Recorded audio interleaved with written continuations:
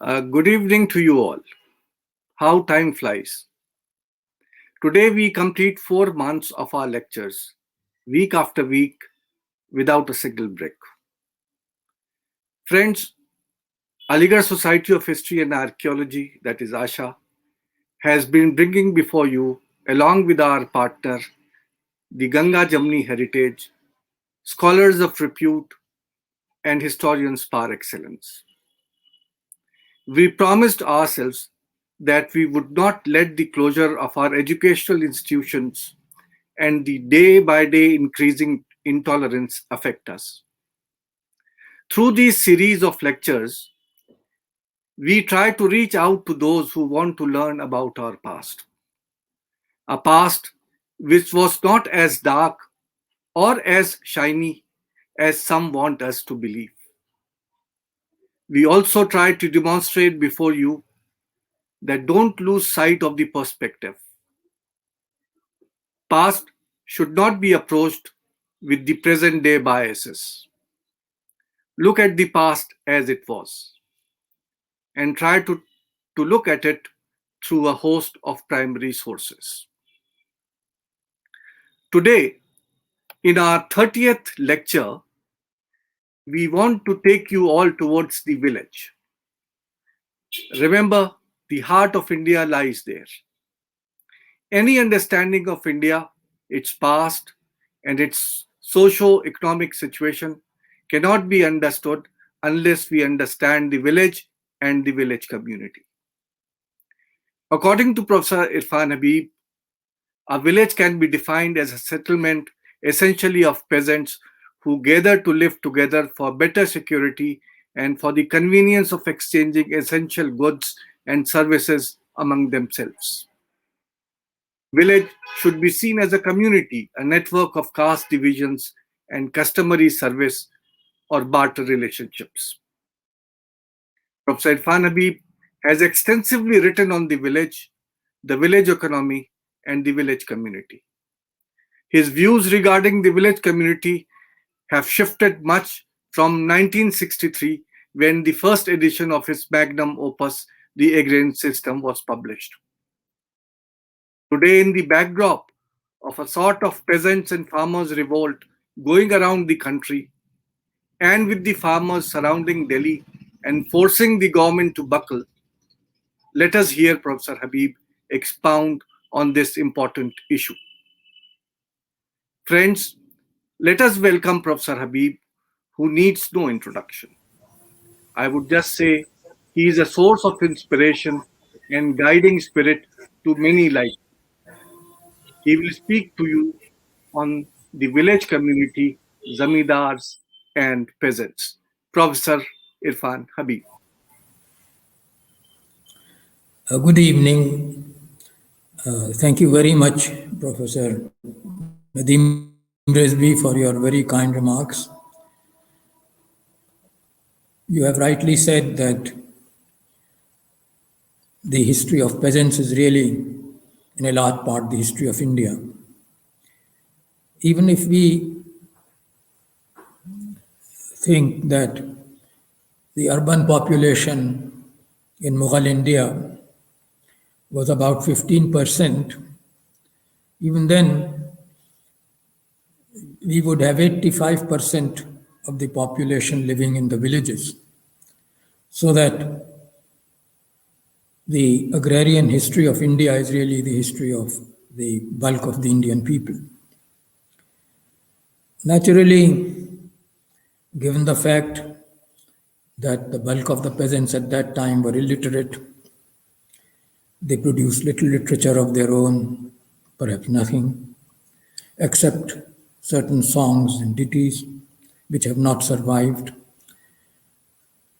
All our knowledge is based on documents from the administration of that time, or richer private properties, or on occasions when peasants came into contact with wealthier people. However, the fact remains that for the Mughal period, we have for the first time a very large amount of documentation. in Persian language, as well as practically every important regional language of India. And therefore, it is perhaps possible for the first period in Indian history to speak in some detail about the agrarian conditions in the 16th and 17th centuries, which is regarded as the classical phase of the Mughal period.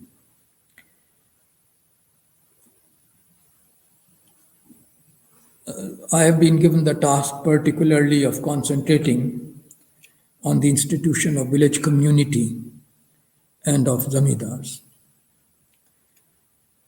Of course, it's very difficult to understand these institutions without, at the same time, considering the state and its demands on the peasantry and the zamindars. So while I shall be speaking on the village community first and then on the zamindar class, I would also have to speak about the state and the revenue demand of the state and the machinery, at least the local machinery of the state, as far as the village and the zamindar class were concerned. Now, the term village community was given to us by European writers. And it goes back not so much to Indian history, but to European history, particularly about Germans, early German tribes, about which Roman historians wrote, and they described with some exaggeration the village community, the village organization as it was found in Germanic tribes. That notion influenced the historians, European historians of India. And very early, almost in late 18th century, the concept that there was a village community, somewhat like the German example, in India as well, began to prevail. The basic writing on this, however, came later. This was Henry Sumner Maine, the village communities in the East and West, first published, the third edition published in 1876, in which he compared what he regarded as Indian village communities with their German parallels.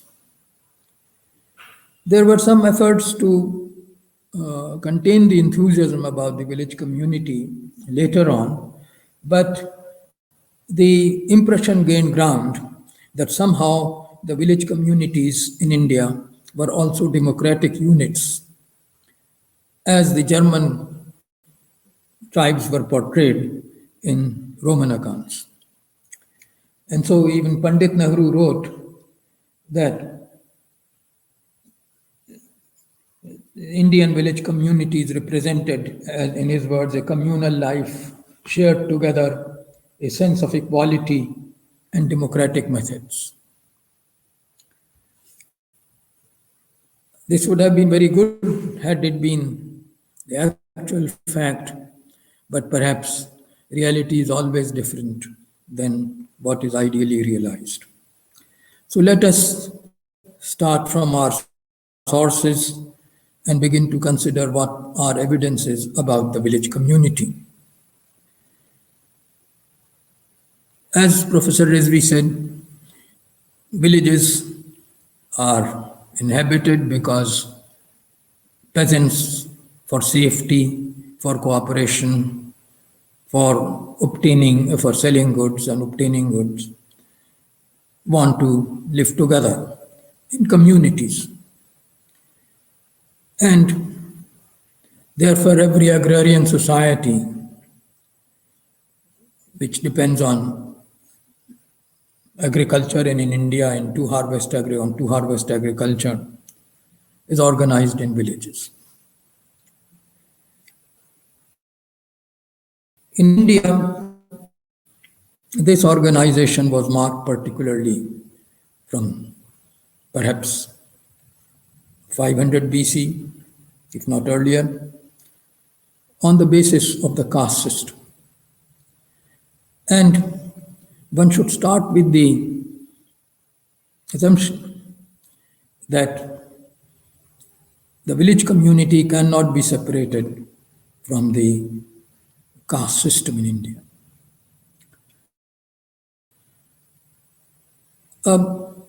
First of all,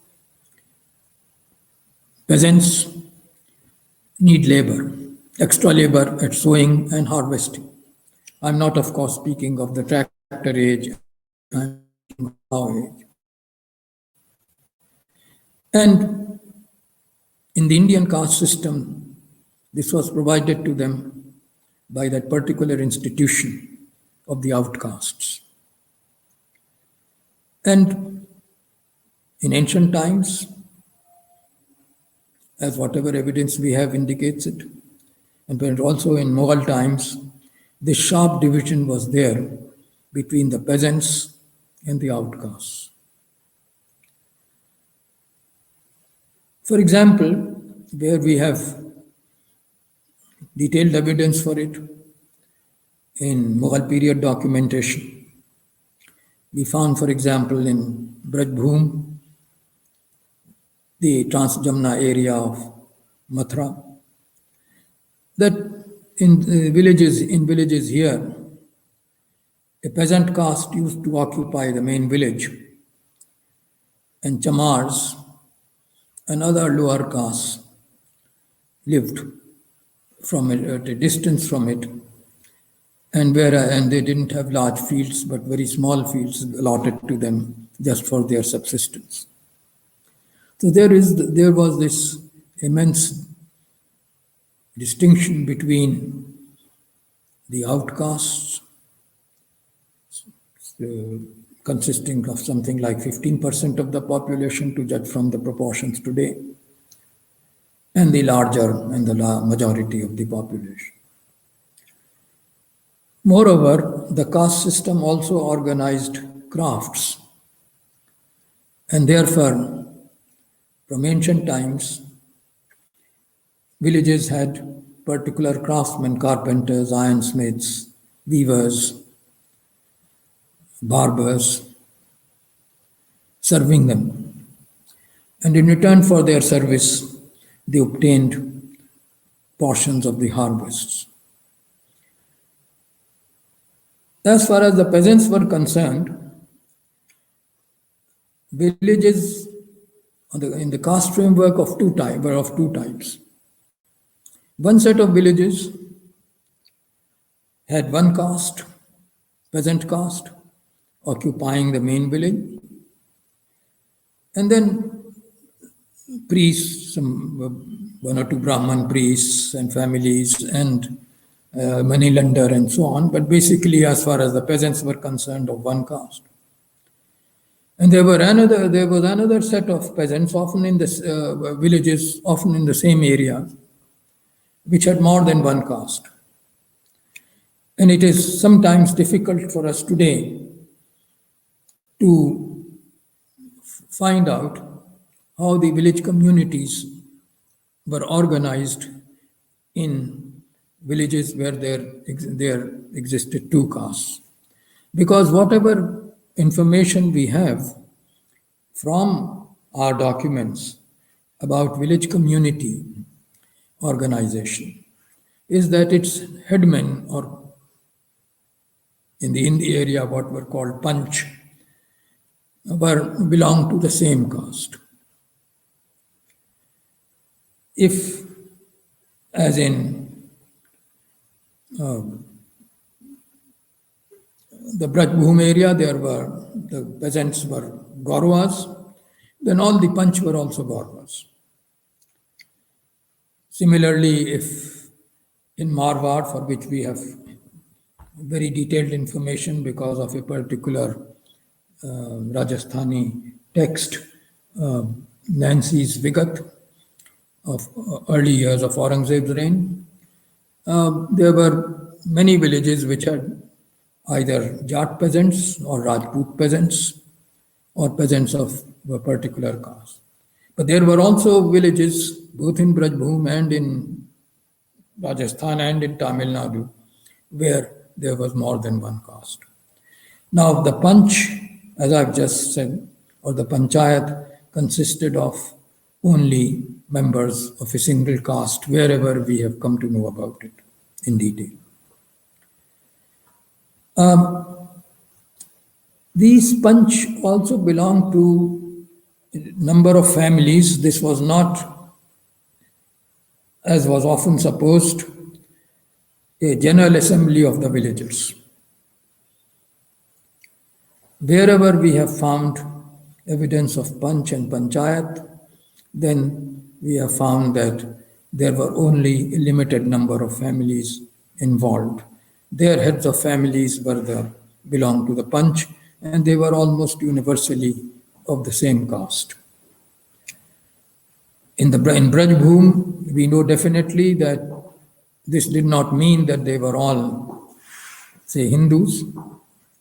Both in Vrindavan and in Arit, two villages about whose panchayats or panch organization we have detailed knowledge, there were Muslims also who were panches, but they were invariably also Gaurvas, that is to say, they belonged to the same caste.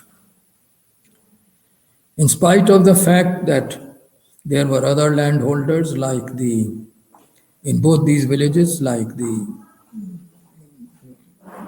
Gosains of the Gauriya sect, Sri Chaitanya sect, they never were admitted to the Panchayat. Although they were large landholders, they didn't obtain, or their representatives could not be part of the Panchayat. The Panchayat or the Panch remained separate. Moreover, the Panch were not elected. They were generally hereditary. A single man from a single family, practically through primogeniture, was regarded as a Panch. In Persian, they were often called muqaddams or headmen.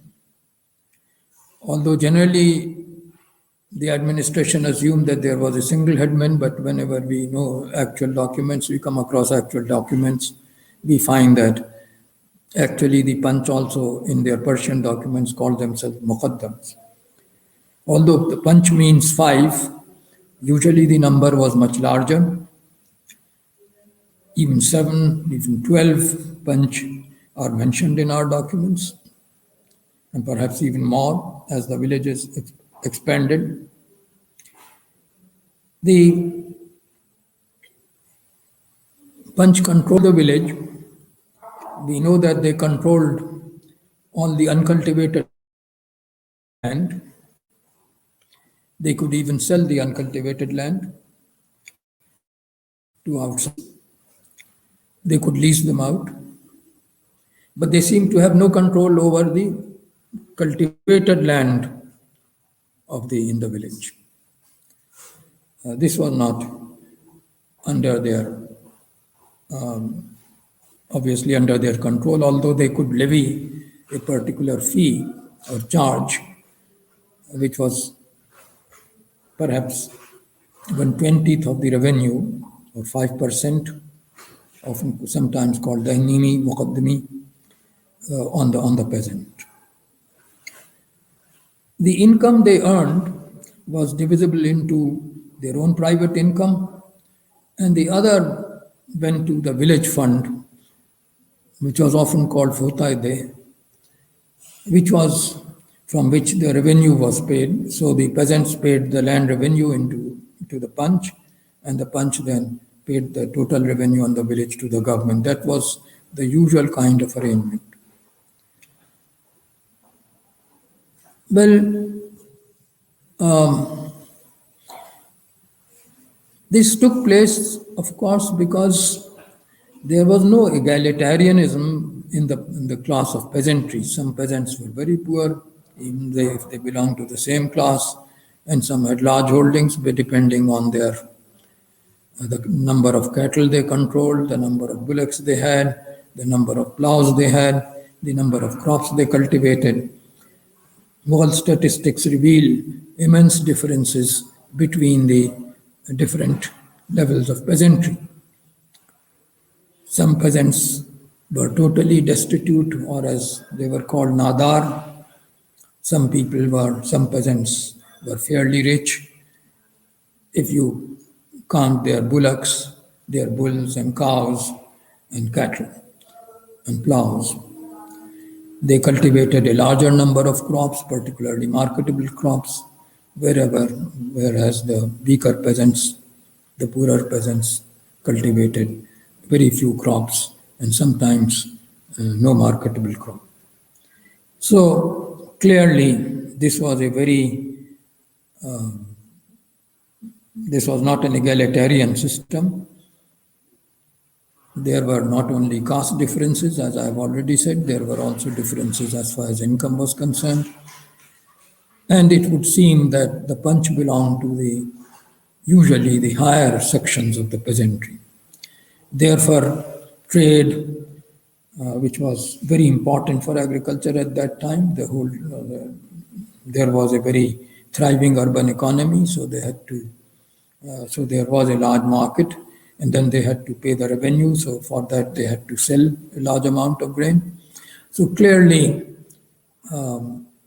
money relationships were present. There was also a certain amount of usury, money lending prevailing in the village, for which we have evidence. And so economic differentiation was intensifying all the time. In other words, then, the village community that we see has two elements. One, it drew its strength from the caste system. The caste gave unity to the majority of peasants who occupied a particular village, and they were enabled also to keep the outcasts, or as we call them, the Dalits or depressed castes, under subjection.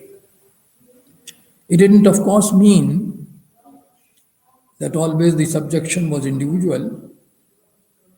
We have cases where we find, in Brajbhum, for instance, chamars selling the land. The land is at a distance from the village, but they sell it, so that there were landowners among the depressed castes as well. In fact, the kind of differentiation we saw in the caste peasantry must also have existed to some extent among the depressed castes as well.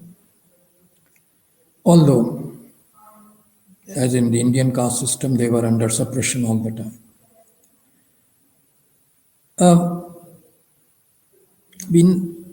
We therefore cannot think that the village communities in India had any element of democracy in it.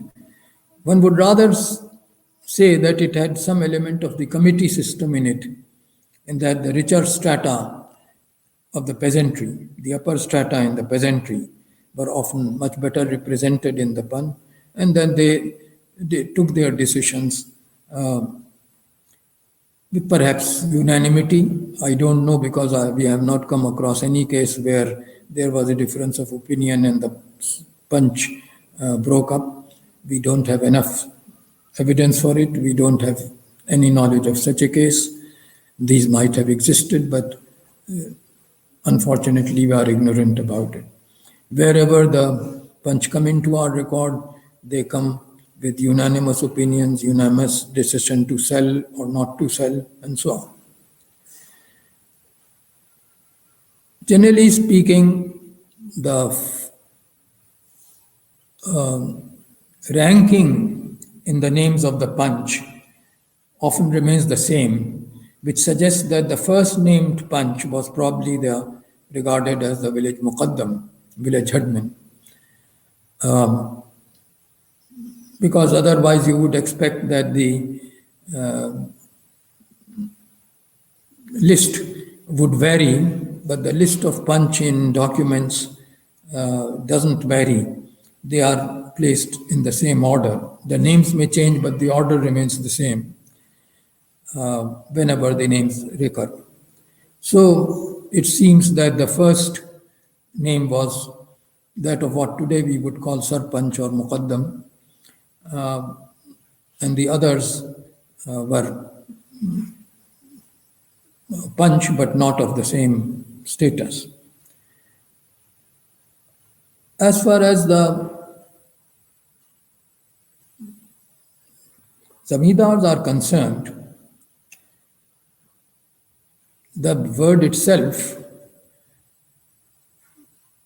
did not originate in Iran, although it is a Persian word, but originated in India. And its first definite use is in an order of which has survived from Firoz Tughlaq early in 1350s, in which he speaks of zamidars as people who have rights over land other than peasants.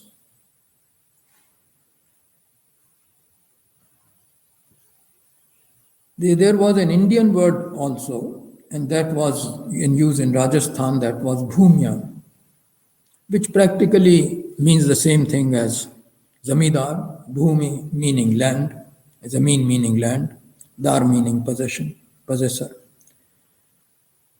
And Abul Fal therefore speaks of both zamidar and bhumi, since the word bhumi is the same as the Persian word boom, he turns bhumya into bhumi. But that word didn't come into use. Basically, the word zamidar in Persian became almost universal by the late years of our Akbar's reign, that is to say by about 1595. Now it was long believed by historians that zamidars were a rare class in the Mughal period, that they represented only the autonomous chiefs, like the rulers of Amer or Jodhpur or Chittor or other autonomous chiefs, and that it did not, in villages normally there were no zamidars. But actually this was based on a misreading of the Ain Akbari. Ain Akbari's tables show that zamidars were present in practically every locality, and more interestingly, they are defined by castes. That is to say, there were definite zamidar castes which were present in each pargana or sub-district. This is a very important matter on which historians were misled for a long time. Now, in the Ain Akbari tabulation, the interesting thing is that zamidars are supposed to be not only controllers of land, but they are credited with troopers, both infantry and horsemen, and in some areas like Bengal with elephants. So clearly, unlike peasants, zamidars had armed power. So they were not only landholders, they were possessors of some military strength. Now, how did they originate? And why are they present everywhere in that system? Now, it seems that there were two sources for the evolution of the zamidar class. One source is easier to understand. When earlier rulers, officials of earlier rulers who were controlling land, like Ranakas and their subordinates, Rahatas, were subjugated by the Sultan's armies, then they were given some subordinate position. Since they were soldiers, they commanded soldiers, they just could not be eliminated. And therefore, arrangements were made with them, and certain localities were allowed to remain under their control. There are examples, historical examples of such arrangements. For example, with the Mewatis, for example, with Ranghars in Punjab, Gakkars and Khokars, and then later Gakkars in western Punjab. There are examples, many examples of these, particularly as far as UP is concerned, various Rajput castes, they were given these concessions. But there was also another method, and that was that these clans or clans of zamindars arose out of prosperous peasantry.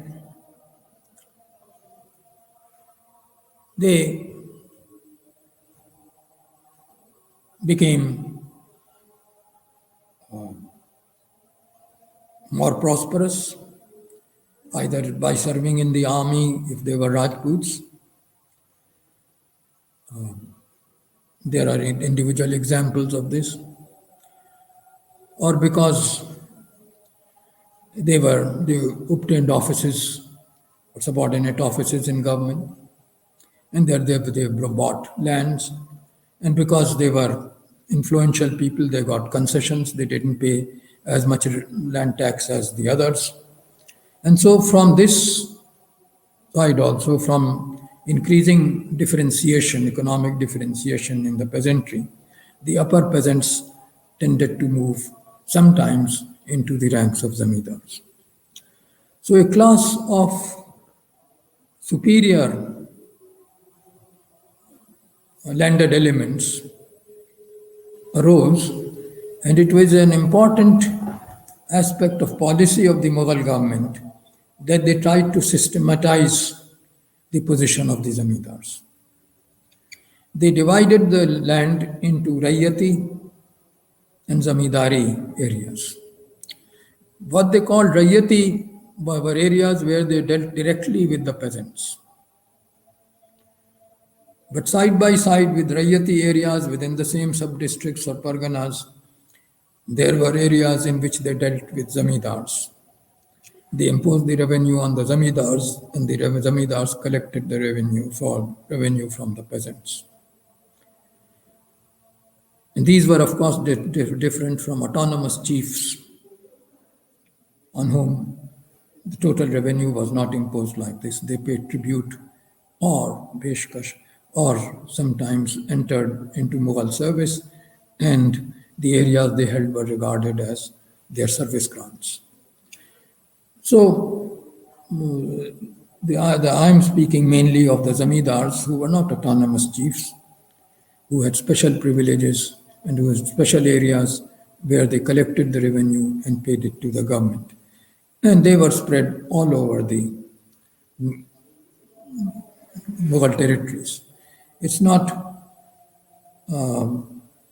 valid to argue, as sometime Morland and often P. Saran had done, that zamindars did not exist in the Mughal administered territories. They are found, as I've said, almost everywhere, but always there is a difference between Rayyati and zamindar territories. Now, how did the zamindars then obtain their income? They varied.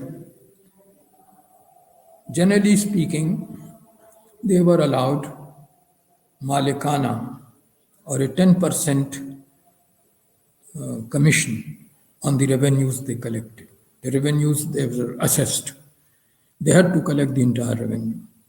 So they obtained 10% there. But in Gujarat, This amounted to one fourth. It was known as want, and the zamidars who obtained this want or bant were actually called vantias. This was actually the origin of the Maratha Chauth. The Marathas actually took over the system because there was want also in Bijapur and Nizam Shah territories. And this was later actually Arabicized by them into Vatan. The term Vatan used by the Marathas, though spelt in Persian as in its Arabic spelling, was actually originated in the word want and meant chauth or one fourth of the revenue, which was given to the zamidar in order that he collected it. Sometimes actually this meant that one fourth of the original territory would be left to the zamidar, and the government would take revenue directly in the three-fourth of the old territory. Both systems were involved.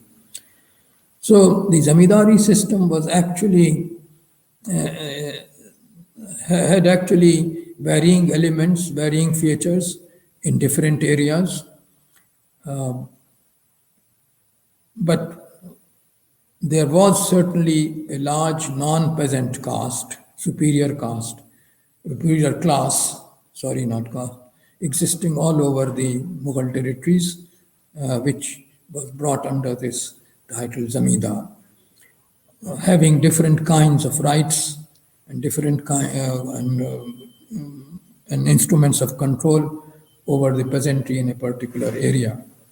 But there was at the same time large areas which had no zamidars and which were known as rayati. Now both peasants and zamidars were important for the Mughal land revenue system. As I said in the beginning,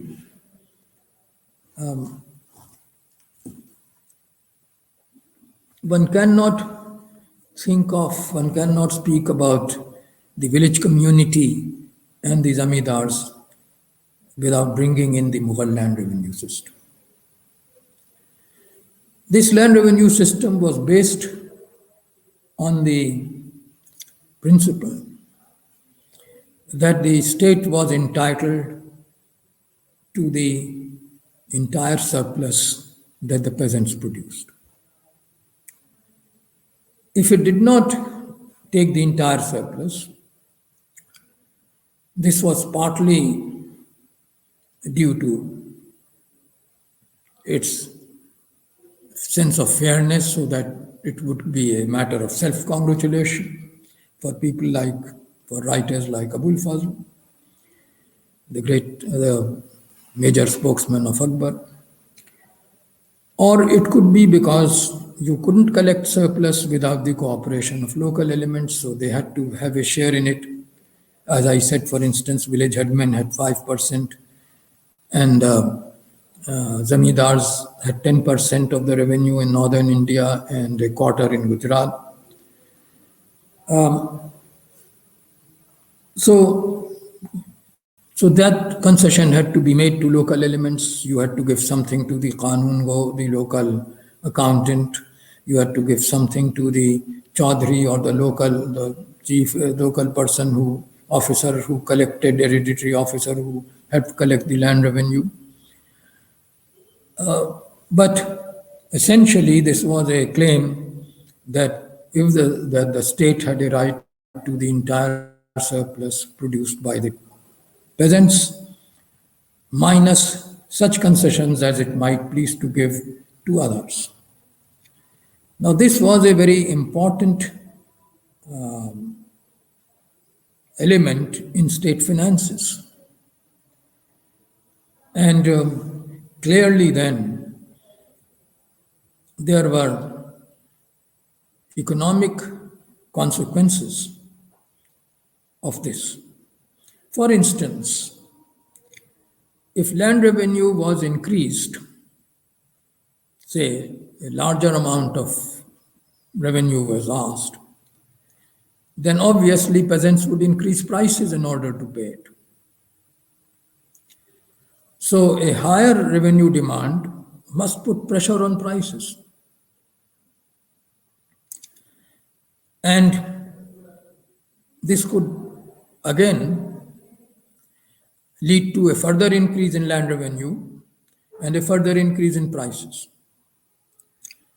A matter that seems to have taken place actually in the Delhi Sultanate in the first part of the 14th century. And when you moderate the revenue demand, then you can also press down prices. You naturally press down prices also. So it was very important for the Mughal government to set the revenue right. And actually, the kind of thing that took place in the Delhi Sultanate was probably avoided in the Mughal Empire by the fact that Akbar tried his best to set the revenue rates right, as a series of experiments in it proved to us, which is not the time for me to discuss it, but ultimately this meant that fixed rates would be there, which would be moderate, but would be based on measurement. The land would be measured, and that is why we have we have very interesting measured area statistics from Akbar's time. And then revenue would be so fixed that there would be normalcy. Prices would not increase either.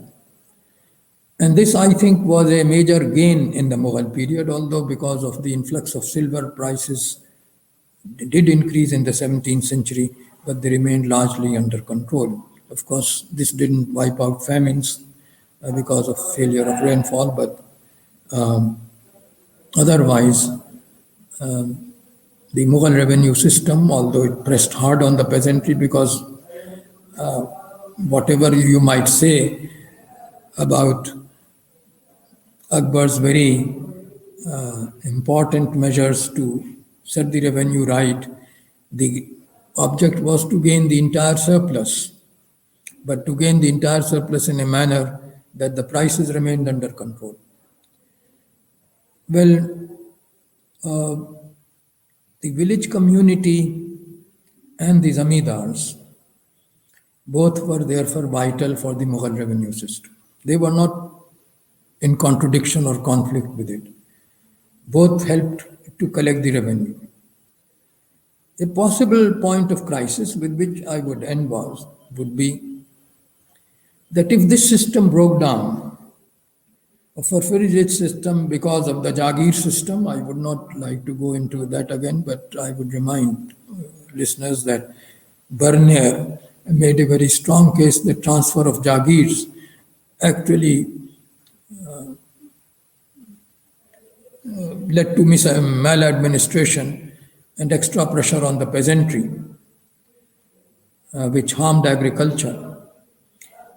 And of course, ultimately would lead to rebellion and the agrarian disturbances in late Aurangzeb's reign. And therefore, at that time, both zamindars and peasants in large areas joined in rebellion against the Mughal Empire under various banners that I had called the agrarian crisis of the empire. This is not the place to go into that, but clearly the Mughal system was based on an arrangement with both the leading village peasantry, the Panch system, and also the zamindars. And if that broke down, not in all areas, but in large areas, then of course the Mughal Empire was essentially weakened, and its military strength, prowess also suffered. Well, I'll close here. If there are any questions, I would certainly like to answer them. Thank you, sir. Thank you very much. There are a number of questions which I take your permission to ask. Uh, there is a question by Hassan Aziz. Sir, can you tell about the history of the term Chaudhary during the Mughal period? Of the Chaudhary, term Chaudhary. Chaudhary. And was Adina Beg, he belonged to Araim caste, an independent governor of Punjab? This is the second question. Well, as far as the first question is concerned, in the Parganas, the Mughal Empire under Akbar was divided into subas, each province suba, and each suba was then divided into sarkars, and each sarkar had a number of Parganas, which I have called sub-districts. In these Parganas, there used to be two officials, local officials, who were more or less hereditary, but who were totally officials of the government. One was Chaudhary and the other was Kanungo, which actually mirrored the position in the village. There was in the village the Muqaddam and the Patwari. The Patwari actually took accounts of the money collected as land revenue and paid into government and other village expenses, and the Muqaddam was the headman. Now, as at the Pargana level, the Kanungo dealt with the Patwaris, that is to say, he kept the accounts for the whole sub-district. And Chaudhary dealt with the Muqaddams, that is to say, he helped to collect the revenue, and he had also his fees for it. So these were two local hereditary officials. Generally belonging, as far the Kanungo was concerned, generally belonging to the clerical or mercantile castes. For instance, Kayas were often the Kanungos, whereas Chaudhurys belong mainly to the Rajput castes and so forth. So, the Chaudhary in the Mughal period was a government official. But any large zamindar could also be called a Chaudhary, although he was not Chaudhary officially. So you often hear, today also people call themselves Chaudhary Sahab, or others call them Chaudhary Sahab, although there is no officer of that time. But this was also current there. But as far as the Mughal administration was concerned, Chaudhary was the title of a particular official who was to collect land revenue and pay it to the Jagirdars. There's a I beg your pardon? No, sir, continue. But actually, this is an it has an older history, and it's you don't hear of Chaudhary before the 13th century, and Ibn Battuta had an explanation for it, that this office was created under the Delhi Sultanate, which may be the correct explanation. But it's certainly an Indian word, it's not a Persian word. It's often said that it is from Chaturdhan, which is not actually confirmed, because the word comes to us as Chaudhary from almost the 14th century. Yes, this is for Chaudhary. Well, there is a question by Shashwata Bhattacharya.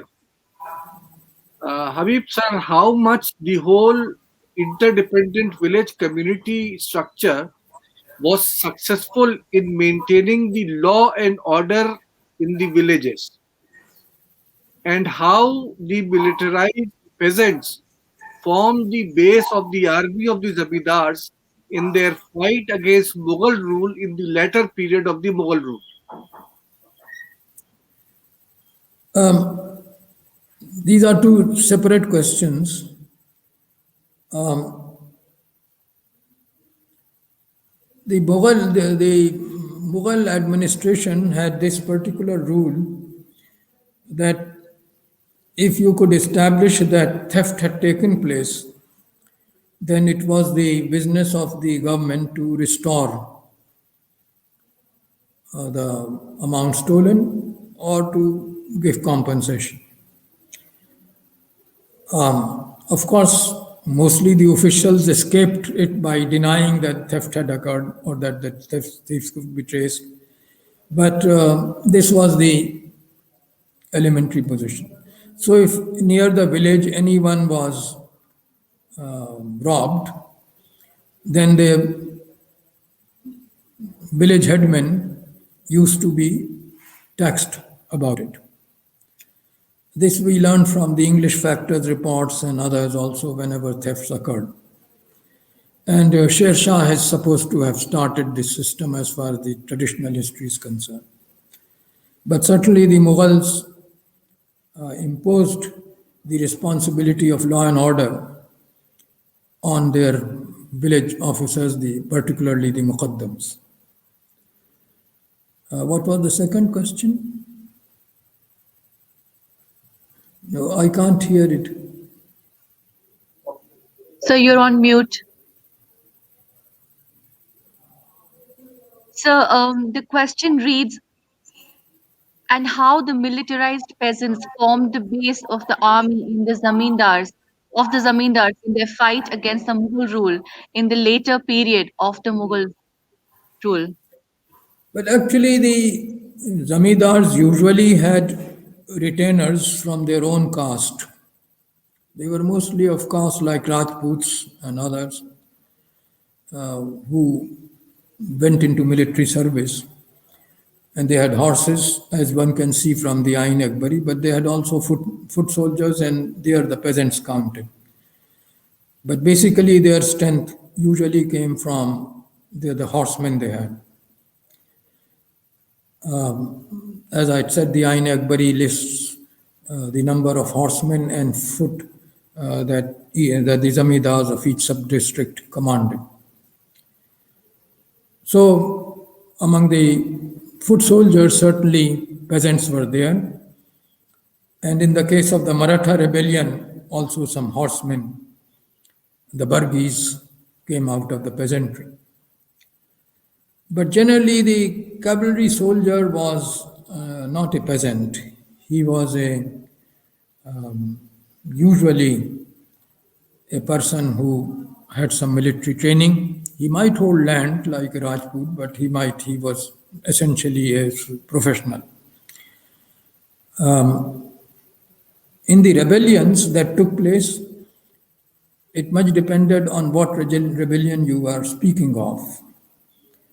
Among the Sikhs, particularly, it was said that men of lower castes had also joined the rebellion. Peasants had joined the rebellion. Certainly, the Jat peasants of the Punjab were there, and also the lower castes. Among the Marathas, also peasant participation as Bargis was considerable.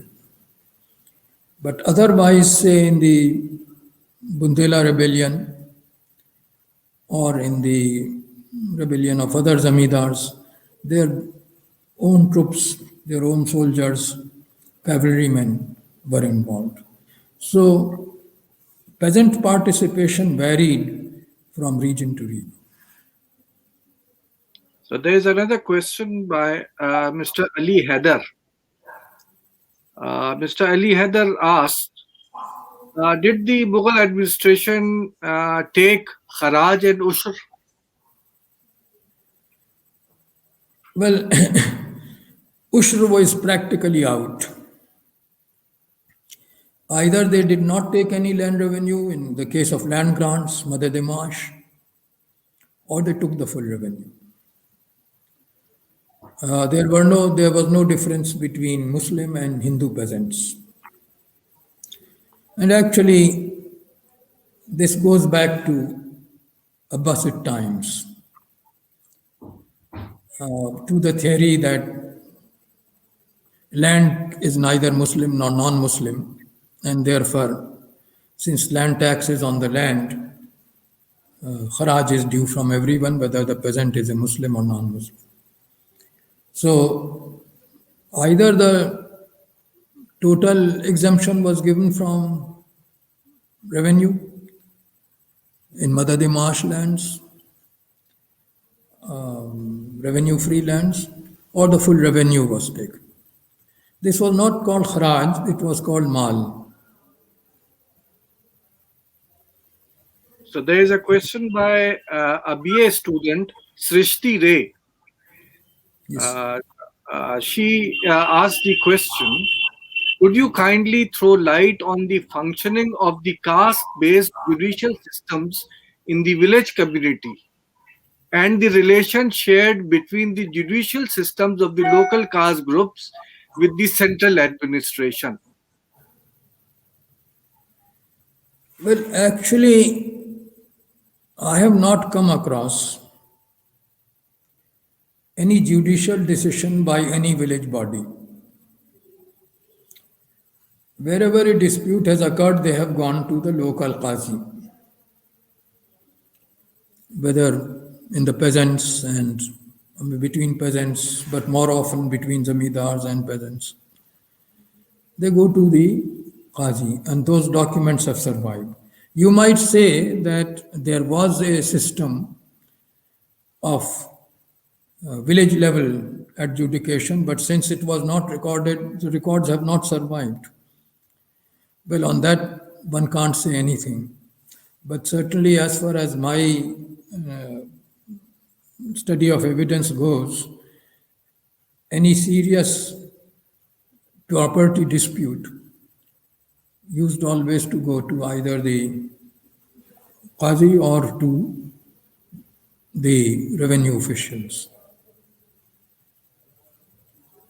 Sir, may I ask you briefly regarding this, that in the Cambe documents, there is a reference that a woman who had married a Muslim man had become converted, wanted a share in the property of her father.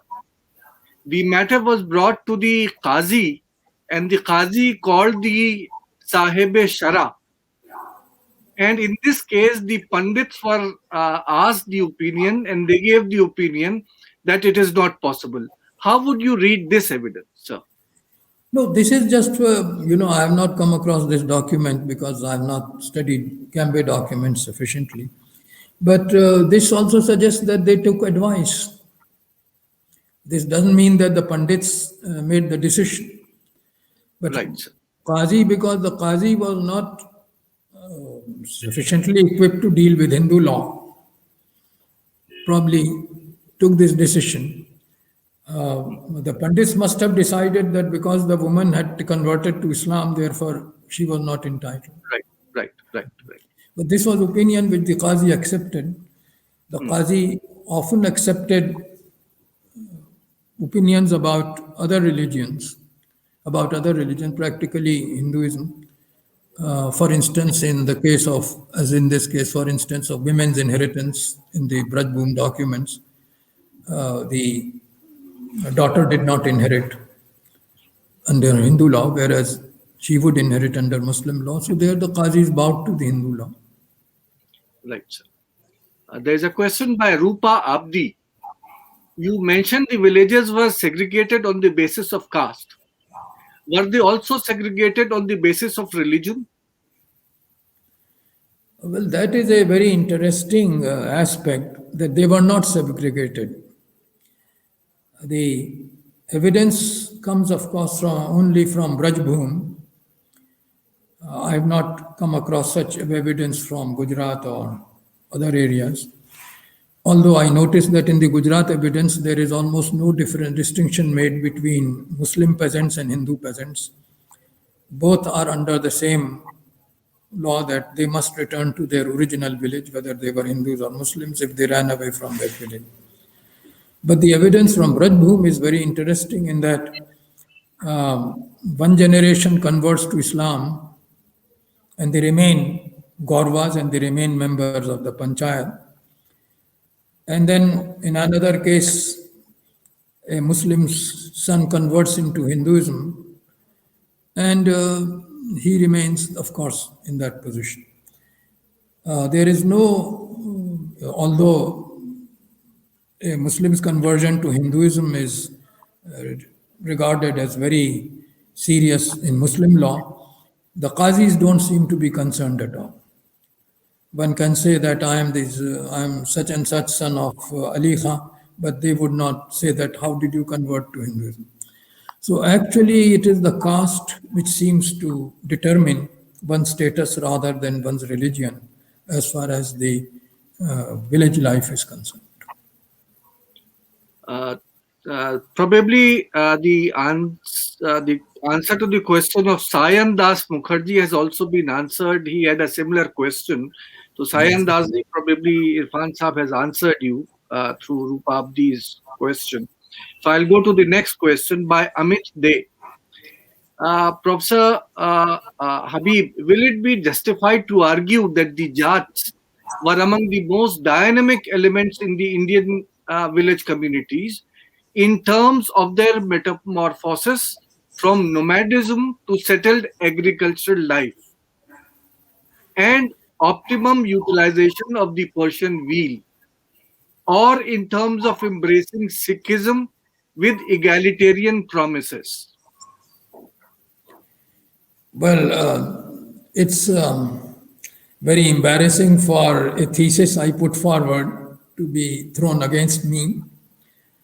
I did argue in a paper that Jats were a primitive community in Sindh described by Yuan Chuang and the Chachnama, the near contemporary record of Arab conquest.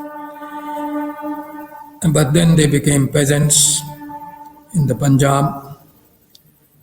In Sindh they remained camelmen. In Sindh, camelmen are called Jats.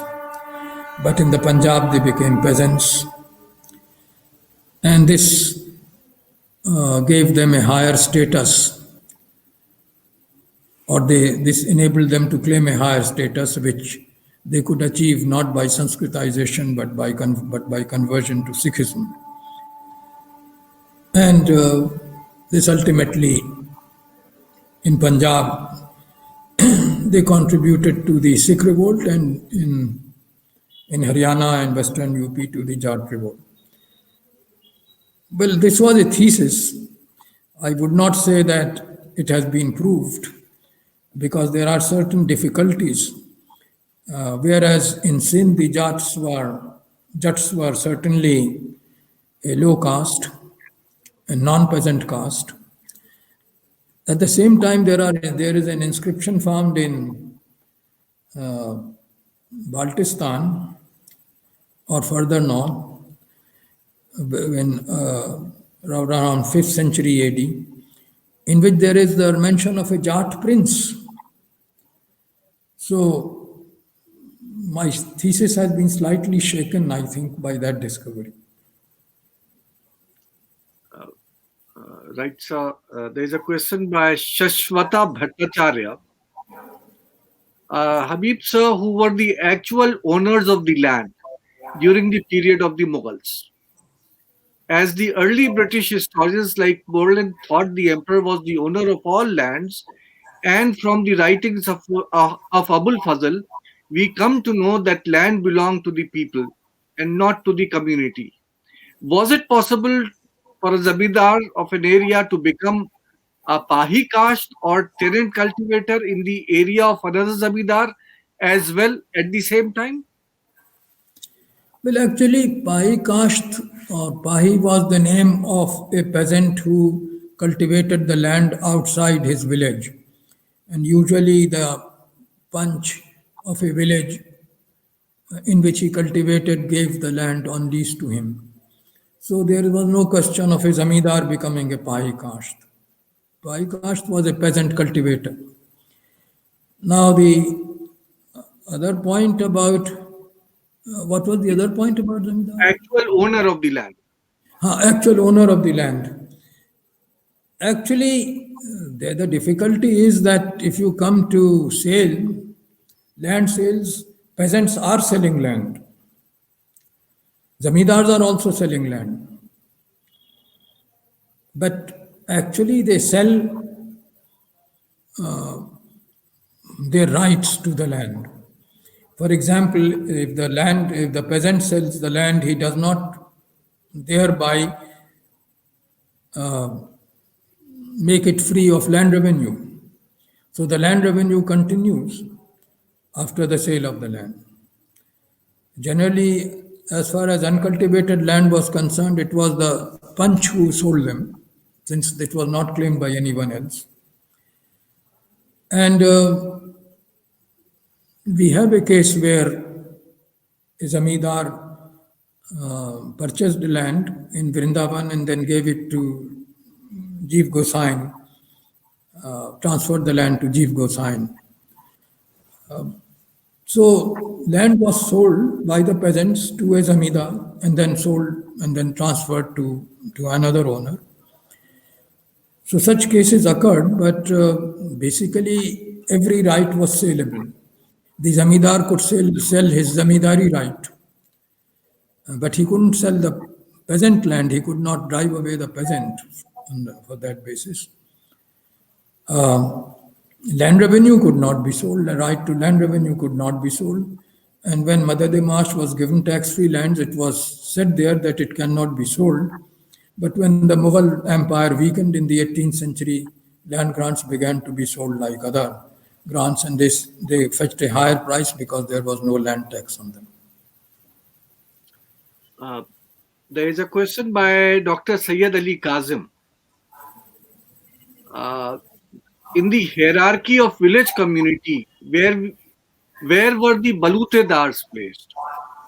Were they hereditary in nature? According to Baden Powell, they were hereditary, but Emin Srivas disagrees. Why we find the presence of this class in Maharashtra and Deccan in a concrete form, but not in North India? They are in North India also. The term Baluta is, of course, Maharashtra, and that is why it is said that particularly Maharashtra has this system. Kusava has a very good article in it on the Baluta system in Maharashtra, and I think that is very definitive. They had their rights, they had their privileges. They could, the particular villages, custom in particular villages belong to them. What happened both in Maharashtra and northern India was that with the collapse of the old system, this relationship collapsed. And so Weiser in his book in 1936 said that actually there was only relationship between individuals and their artisans, not between villages and artisans.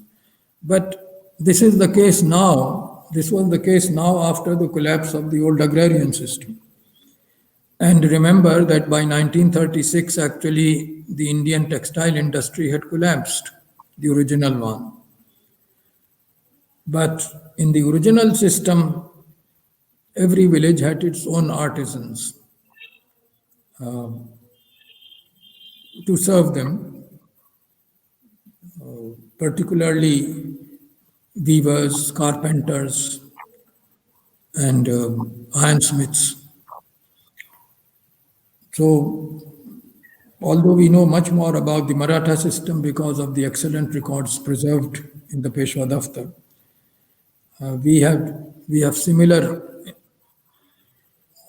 information or hints at information for in the villages about outside Gujarat, outside Maharashtra also, particularly from early British reports. Almost everywhere where this question was asked. Right, so there is a question by Lakshmi Kant Mishra. what happened to the so-called early medieval landlordism with the introduction of medieval Mughal zamindari system?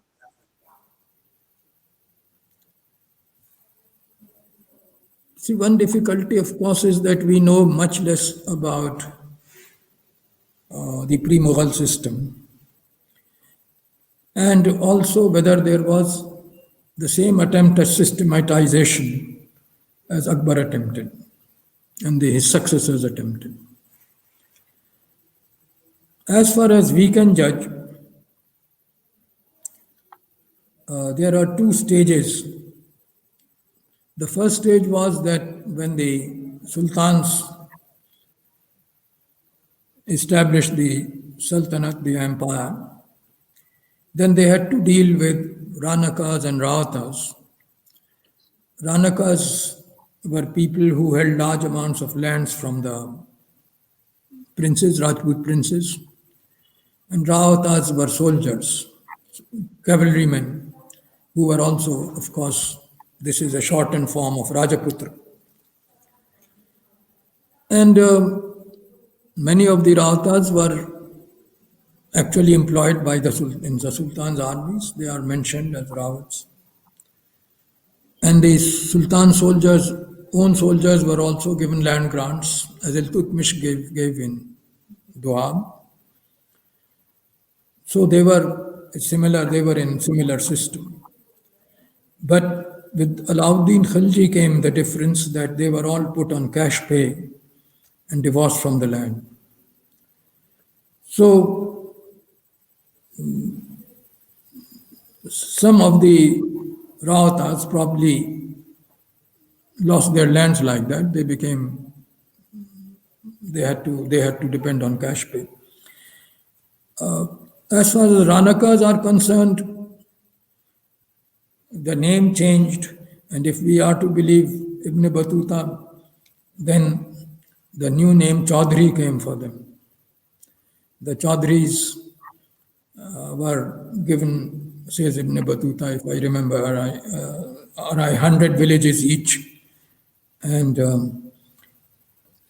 he seems to be correct because, partly correct because the term Chaudhry comes into use only in the 14th century. It doesn't occur, say, in chronicles of the 13th century. So, this system of creating intermediaries who had to supply troops also seems to have originated in the 14th century.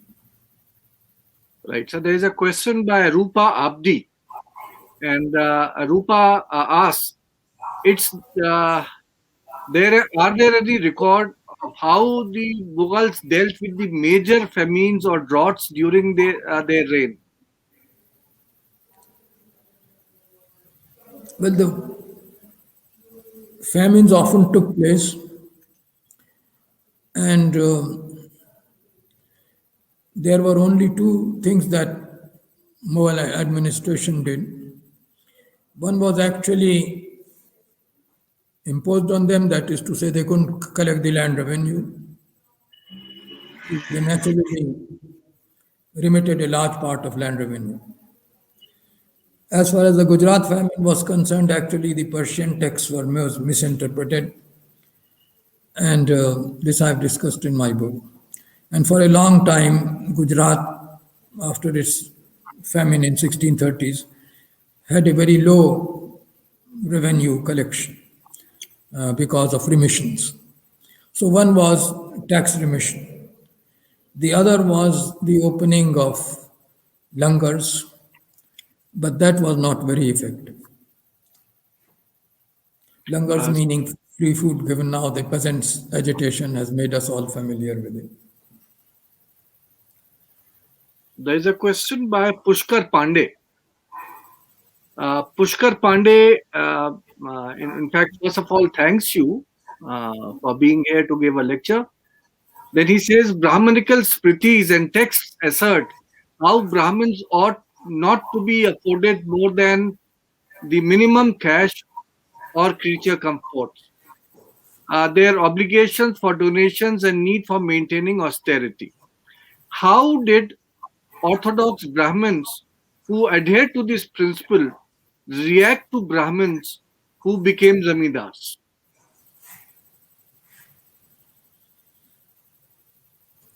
Well, I suppose they must have been very friendly to them because one must always respect men of wealth and land. And if Brahmins became wealthy or became officers of government like Birbal, then they got respect all through. It was, of course, true that several Brahmins like Chitrarup or whom Jahangir calls Jadru were lived very frugally, but there were other Brahmins who were very rich.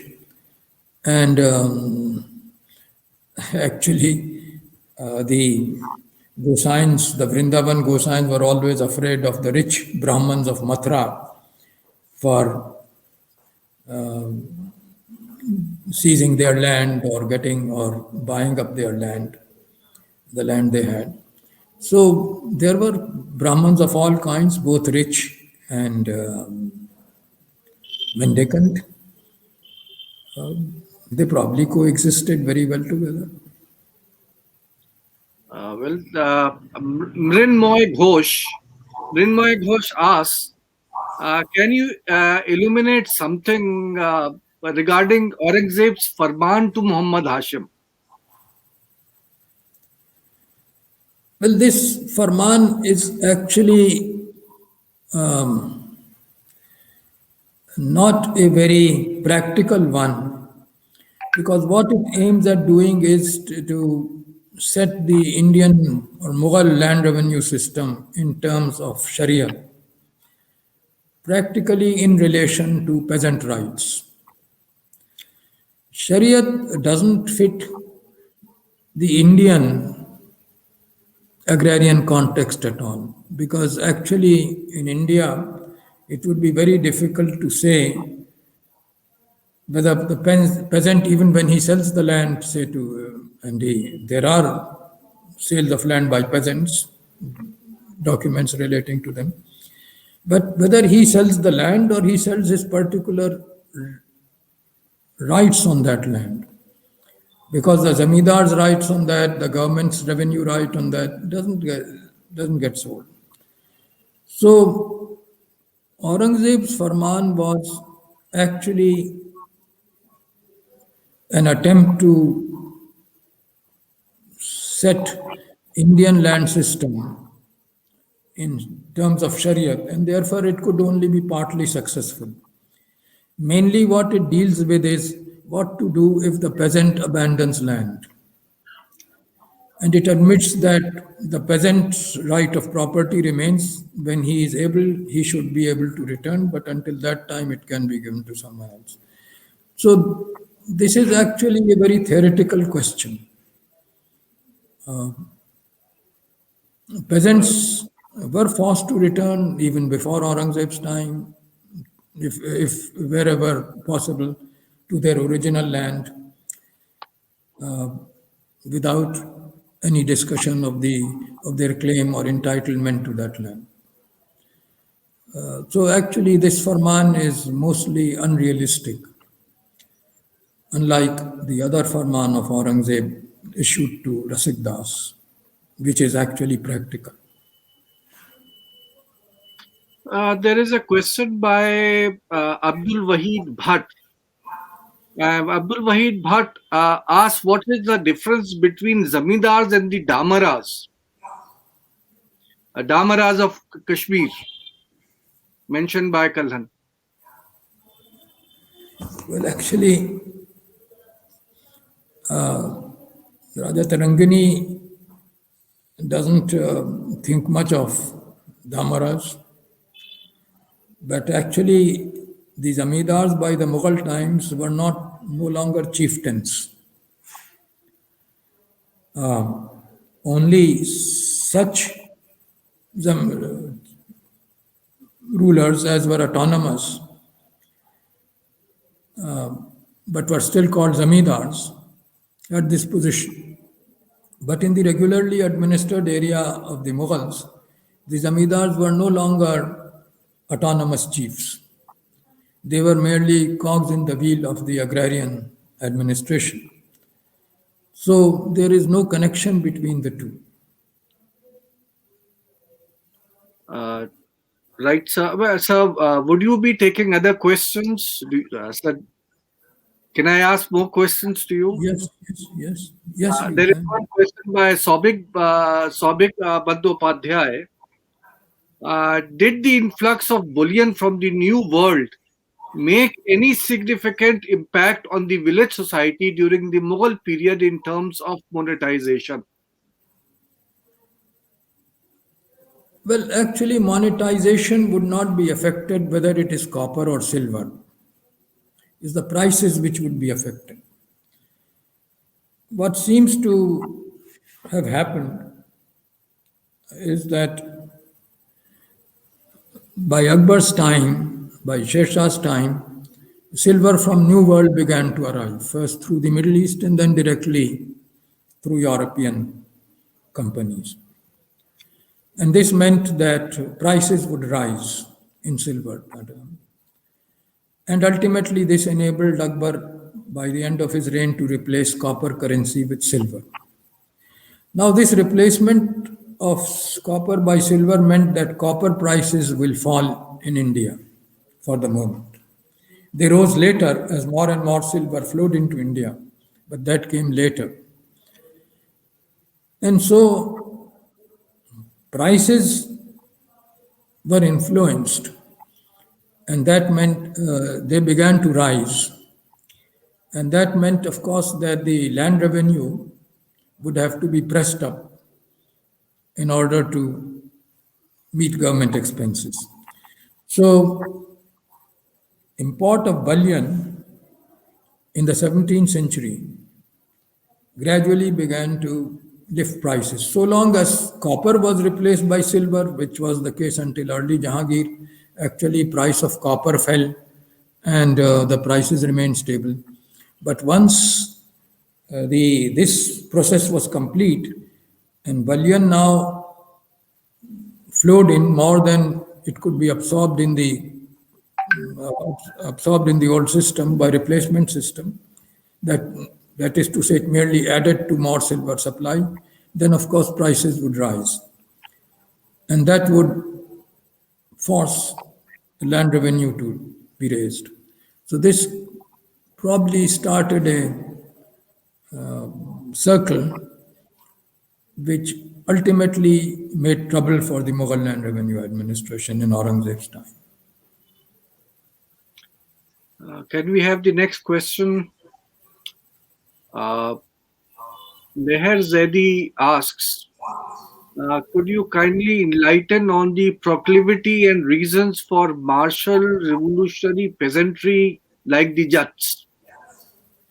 For example, one in the Punjab influenced by Sikhism and Western UP ones, their role in 1857.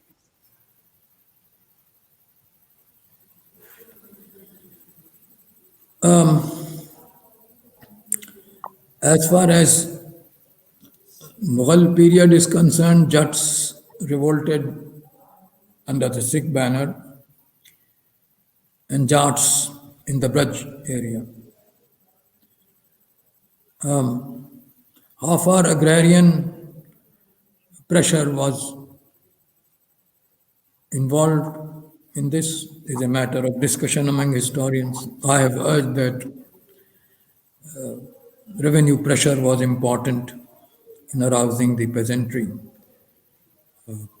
But, this is a question on which can go on being debated. As far as the rebellion was concerned, Jat reaction to rebellion varied as of all communities. Sometimes they didn't revolt and Rajputs revolted. Sometimes they revolted and the Rajputs didn't revolt. So I don't know if the mutiny can be called either a Jat revolt or one could say that the Jats didn't revolt and only the Rajputs and Muslim peasants did. I don't think that would be correct. This response varied from area to area depending on many local circumstances. But certainly, the way the British operated in Meerut division, going to villages and shooting every male without asking whether he was a Rajput or a Jat, meant that they thought that all peasants had revolted.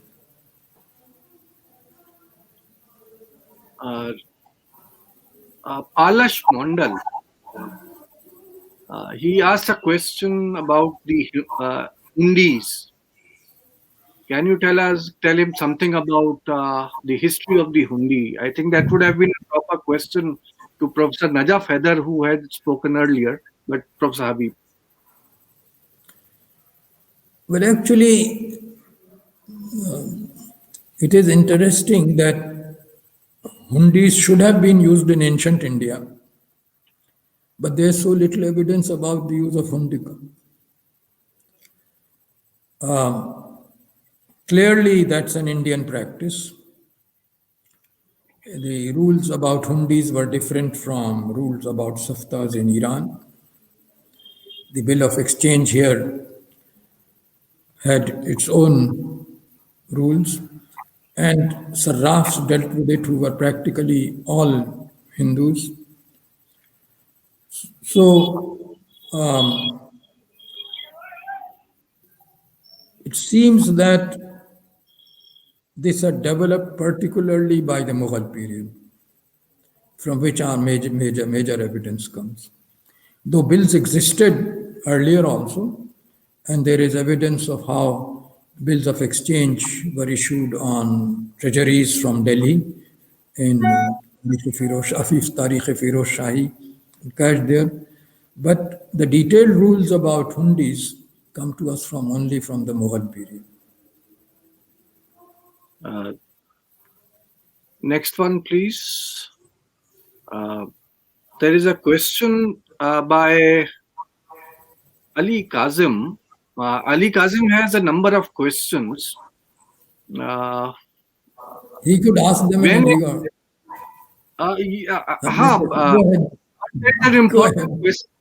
This one is very important, I think. Bernier attributes the exploitation and deterioration in agriculture to the transferability of Jagirs. However, the lack of transfer in Jagir in the 18th century didn't improve the scenario either. So clearly, Bernier presented this thesis, and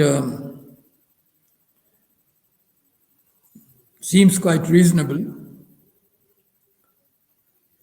As far as 18th century was concerned, one doesn't have really the evidence whether peasant distress was as much as in the latter half of the 17th century. In fact, up till 1750s, prices gradually rose, and that should have been good for the peasants. Because wherever we look at it, from instance, in the Rajasthan evidence, taxation lagged behind the price increases. Whereas after 1857, when the tribute started, and silver didn't come to India, but on the other hand was exported to China in order to obtain tribute, then prices began to fall. And I think that particularly hurt the peasantry. So one has to look at price behavior and compare it with taxation. Generally, taxation lagged behind tax price increases, which continued until 1850s. And when price began to decline as silver imports practically disappeared, then the peasants became hard-pressed.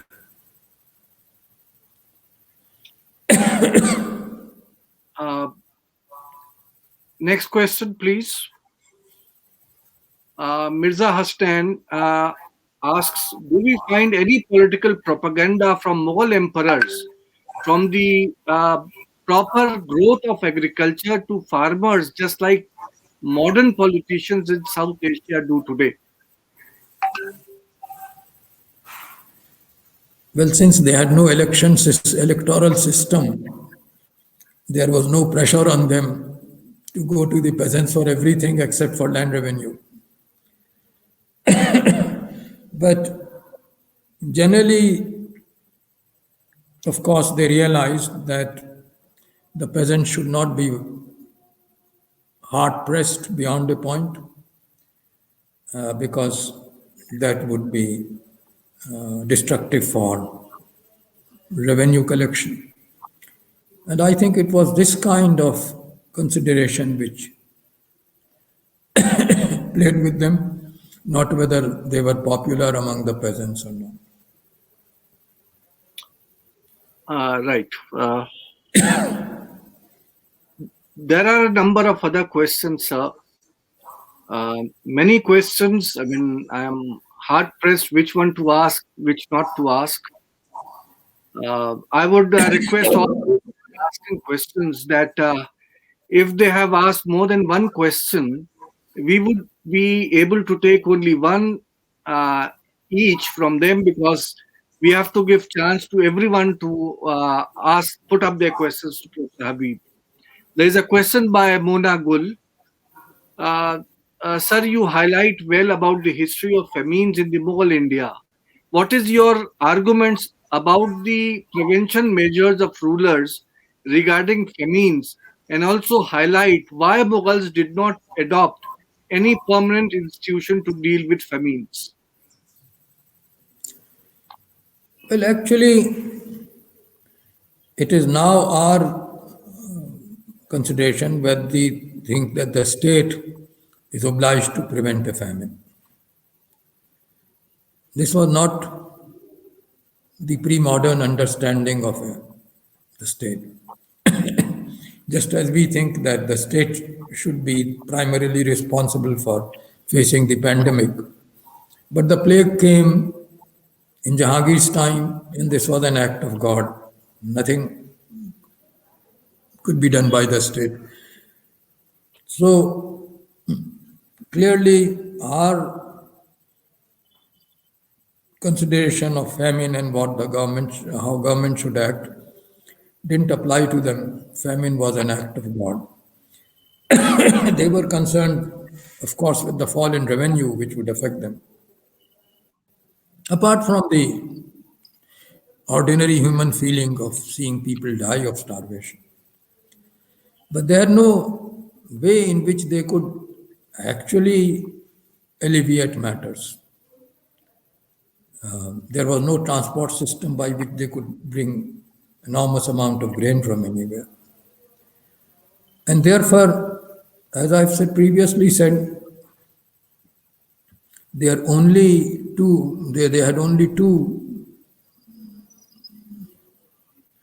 means of action, and one was to reduce revenue, which they had to, because you can't actually.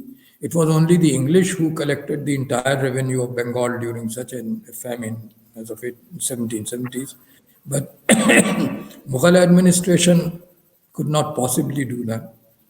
And therefore, one was remission of the tax. And in fact, Gujarat had a long period of remission after it 1630s famine.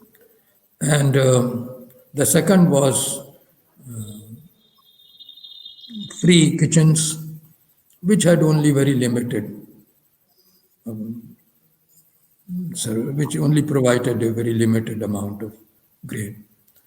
So beyond these, they didn't have any particular ambition as far as famine was concerned. Mr. Siraj, Wasim Siraj Khan has been asking this question, and it has been put up before also, but we were not able to take it up. Did the system of forced labor, Vishti, survive under the Mughals? Yes. Although actually practically every farman said that there should not be any begar, but this was normal. And particularly the lower castes were affected. It was not only taken by officers and princes, but also by Rajputs and other superior classes, zamindars. They thought they were entitled to begar. And even castes which usually were not subject to begar, if the Rajputs in one case actually killed a person who said that he was not subject to begar because of his caste. This case is reported in Mughal news reports from Ajmer. Right, so there is a question by Abdullah Raza. He says, could you please throw some light on the interaction of these village communities with the urban centers of the time, such as Agra? What role do these communities had in the functioning of complex urban mechanism of such cities? Actually, they had no direct role, of course, because they only dealt with the villages. What sometimes happened was that when villages began turning into towns, as was the case with Vrindavan and then later on Arit, which turned into Radhakund, then of course gradually the panchayat system, the panch system collapsed. And where, for example, in Vrindavan, the panch are always there in Akbar's time, 16th century. They are no longer heard of in the 17th century when Vrindavan becomes a town. And actually, Brahmins predominate over Gaurwa Rajputs. Similarly, in Arit or Radhakund, the Panch disappear when Radhakund becomes a town, and it is the Muqaddams and so on, Panch, who actually become subordinate to the Vrindavan Govind Dev establishment. I would take up the last question now because I think enough time has passed for sir. Muhammad Aftab Alam, he asks, what were the abwabs, and if they were illegal in nature, then why they were levied and collected, and how their impositions were regulated? Well, actually, abwab themselves were not illegal. Abwab mamnua were illegal. So they were described as abwab mamnua, which prevailed in various areas and which used to be collected together, and then orders were issued that they should not be taken. But actually, which government suppresses crimes totally? So clearly, the Abwab Mamnua went on being taken because actually the government thought that because of these forbidden Abwab, its own land revenue is reduced.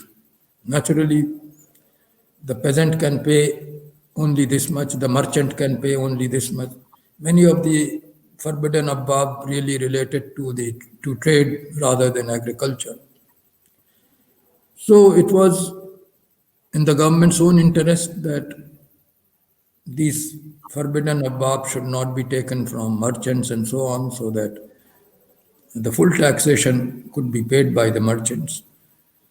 But local officials defied these orders usually. Right, sir. Thank you very, very much. Uh, I would like to, ask for forgiveness from all those whose questions I did not take up. There was a paucity of time.